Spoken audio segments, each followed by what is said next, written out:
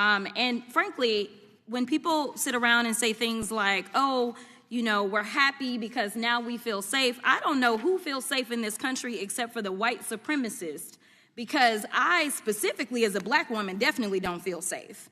And frankly, my colleagues have been real nice to you today, and I applaud them, but I don't have the same demeanor because I know that multiple colleagues on this side of the aisle have faced death threats. When you have members of Congress sleeping with firearms because of threats from their own political base, and the FBI director's response is to brush it off as a clickbait audition, we have officially crossed into a total breakdown of federal law enforcement accountability. In a heated House hearing, Congresswoman Jasmine Crockett confronted Trump-appointed FBI Director Kash Patel with cold, hard receipts regarding the surge in right-wing extremism, pointing out that even conservative lawmakers aren't safe from their own political movement.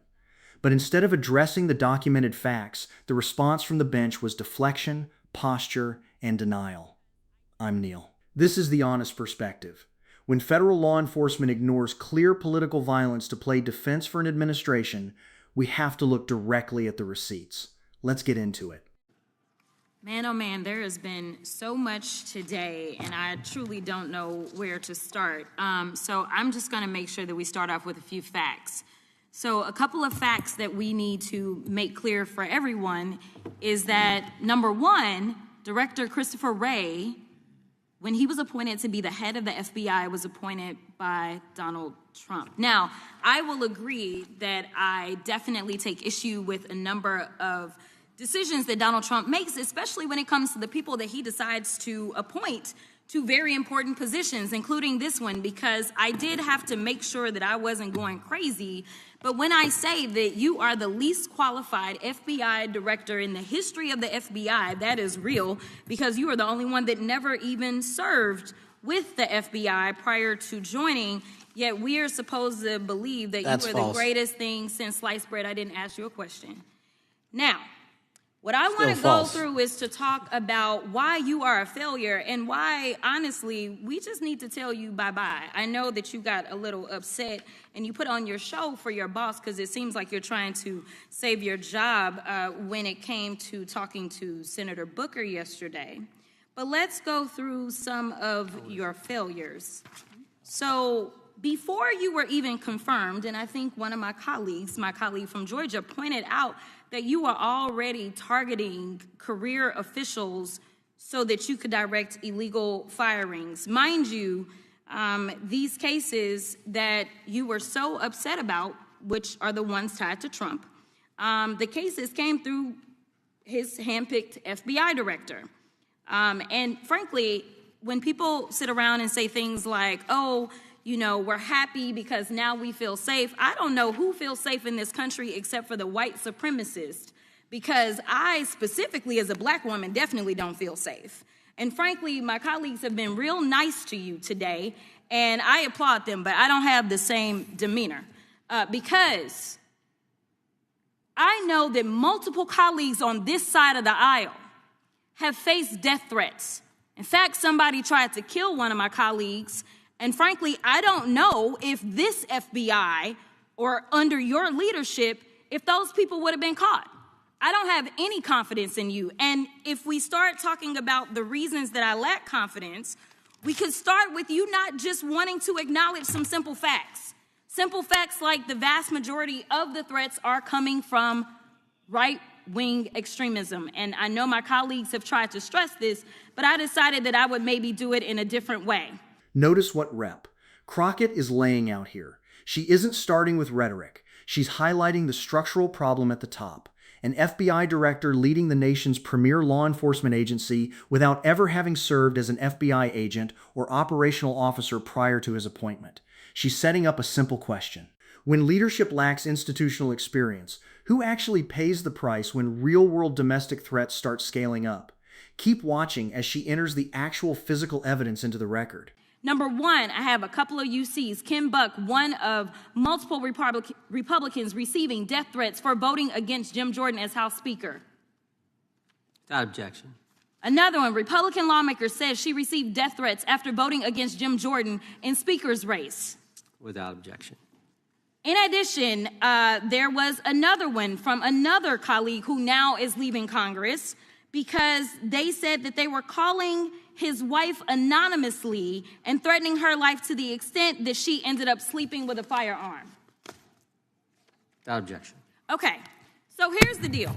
How are we supposed to have confidence when you're sitting up here telling the Senate yesterday that it will take you 14 years before you can get the FBI fully staffed to do their jobs? You're also now redirecting resources so that they can go and play ICE agents on the streets. You're getting rid of your most qualified people, and even when it came down to somebody that you consider to be a friend, you were posted up having some fancy dinner to the extent that you posted not only once erroneously, you posted twice erroneously as it relates to catching somebody, and then you want to go and say, let me take a victory lap.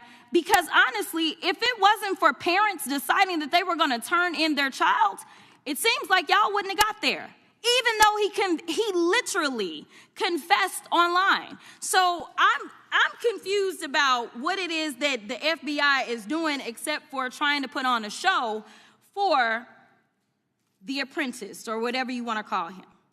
The day after all of this took place, there was domestic terrorism that was taking place at HBCUs. They were targeted. Yet I didn't hear anything from the FBI about what was going on. And again, black people kept saying, how did we end up in this? Because the numbers are so very clear that white supremacy is a problem. And honestly, I've not heard anything out of you today that makes me believe that you're going to do anything about the white supremacy problem. The one that is leading to children being killed, children being shot, as well as members of their community as they're worshiping in their churches. The time of the gentlelady has expired. Pay very close attention to those 3 articles entered into the record. Rep. Crockett isn't just citing threats against progressives or minority communities. She is specifically pointing to Republicans, like former Congressman Ken Buck, who faced violent threats from MAGA loyalists simply for voting against Jim Jordan for Speaker. When political violence reaches the point where conservative lawmakers' spouses are sleeping with firearms, it is no longer a partisan talking point. It's a systemic threat to civil governance. Now look at how the committee leadership and the director respond to these receipts. Gentlemen would like to respond to any of that.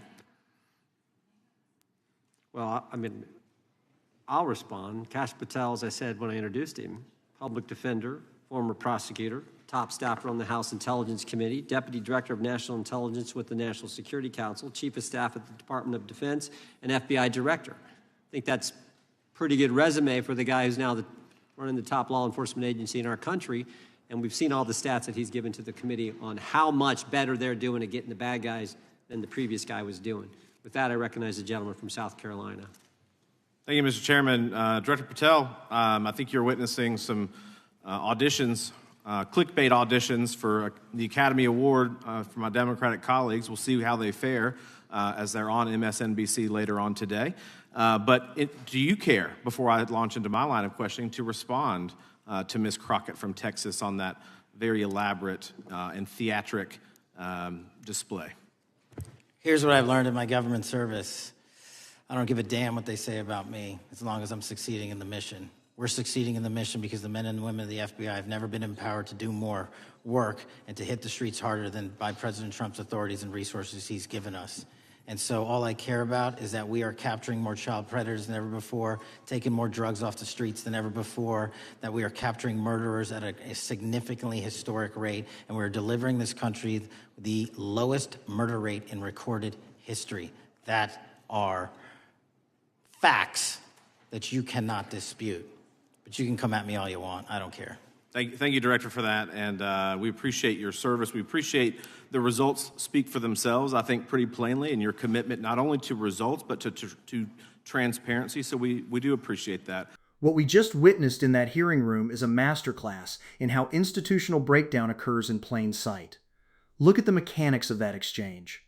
Congresswoman Jasmine Crockett presents verified, documented evidence. Republicans themselves being targeted with death threats, HBCUs facing domestic terror threats, and FBI personnel being redirected away from domestic counterterrorism to perform civil immigration enforcement. Those are specific, verifiable factual claims. And what was the response? Representative Ralph Norman didn't address the death threats. He didn't address the security situation at HBCUs. He didn't address the lack of operational background at the top of the FBI. Instead, he labeled the presentation of congressional records an MSNBC clickbait audition for the Academy Awards. Then Director Patel steps up to the microphone and says, "I don't give a damn what they say about me as long as I'm succeeding in the mission." That phrase, "I don't give a damn what they say," is revealing. In a constitutional republic, federal agency heads are explicitly accountable to Congress. Congressional oversight is not an optional courtesy. It is a statutory requirement under Article I of the Constitution. When an FBI director tells a committee member that he does not care about documented failures or congressional inquiries, that is not a show of strength. That is a rejection of public accountability. Let's look at the broader context of domestic threat tracking in the United States. For years, bipartisan reports from the Department of Homeland Security and the FBI's own threat assessment divisions have consistently identified racially motivated violent extremism and anti-government right-wing extremism as the primary domestic terrorism threats facing the nation. When you shift agency resources away from tracking violent extremist networks to focus primarily on high-profile public relations arrests or political initiatives, the operational safety net collapses. We saw this exact dynamic during the October 2023 House Speaker fights. When conservative lawmakers like Ken Buck voted against party loyalists, the resulting wave of death threats, intimidation, and harassment wasn't coming from external adversaries. It was generated domestically. Yet, when asked how the FBI is allocating resources to protect communities, whether political figures or students at historically black colleges and universities, the response from agency leadership is to cite generalized statistics while dismissing specific security gaps as theatrics. This is why credibility matters. A law enforcement agency cannot maintain public trust if its leadership treats oversight as a political theater to be dismissed rather than a standard of public service. Calling out these gaps isn't about political parties. It's about holding power accountable regardless of who holds the office.